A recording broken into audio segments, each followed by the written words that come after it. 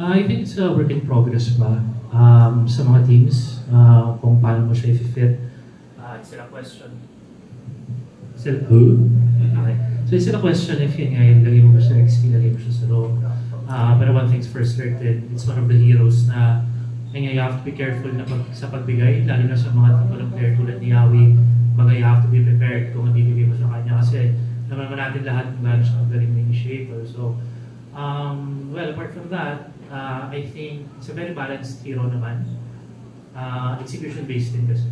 And unlike, alam mo yun yung before na Bruno, tapos lagyan mo na ganitong items ng movie. So, I think Muton did well with a hero.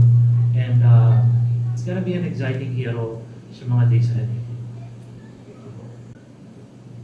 Para sa akin, talaga siya eh. Sobrang open niya eh. Kumaga, para siyang parang para sa akin, maganda yung Kalea. Parang pick urban lang. Yung Kalea.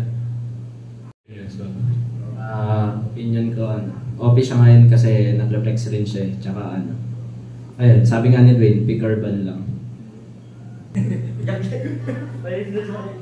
Para sa akin, OPC Kalea dahil sa pick of threat niya, lalo na pag sa mga naliligaw na na tank, sarili binibigyan agad.